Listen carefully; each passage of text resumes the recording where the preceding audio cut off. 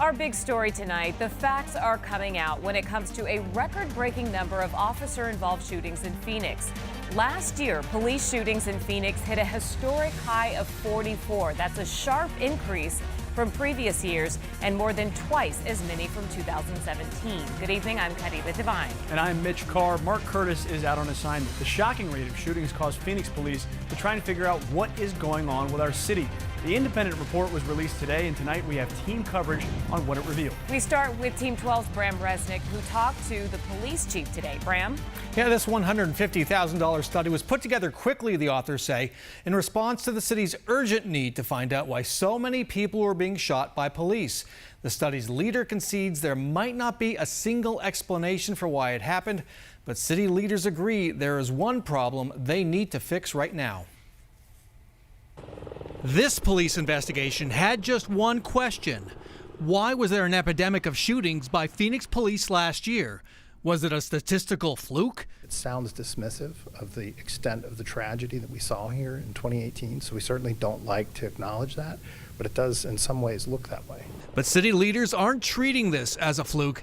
They commissioned a $150,000 72-page study by the National Police Foundation. It produced many possible answers to why and what to do about it.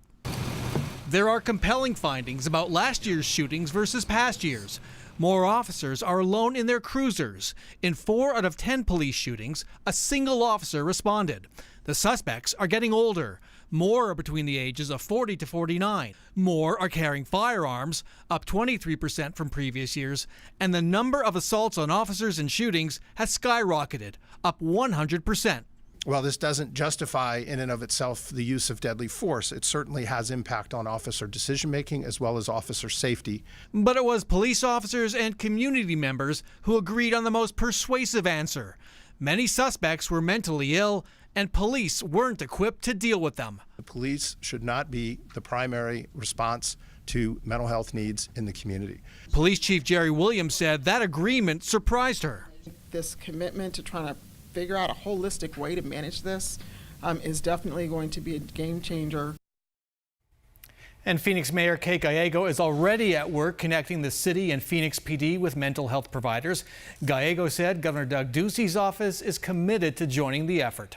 Let's send it back to you. Thank you, Bram. To reiterate some of the big takeaways from the report, last year Phoenix police officers were involved in 44 shootings. In 4 out of 10 police shootings, a single officer responded to the scene.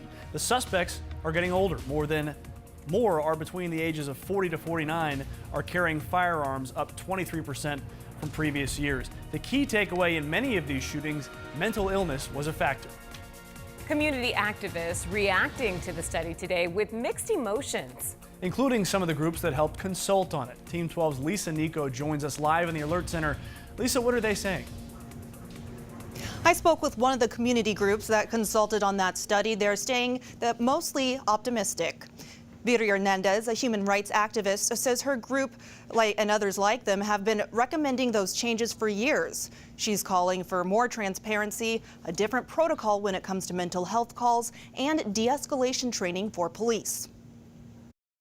Many times officers come to escalate an issue, not to solve the problem. Hernandez says while the study is a step in the right direction, she's waiting to see how long it takes police to actually implement the changes. According to the study, Phoenix police responded to 41,000 mental health calls last year. Live in the Alert Center, Lisa Nico, 12 News. Lisa, thank you. For many people,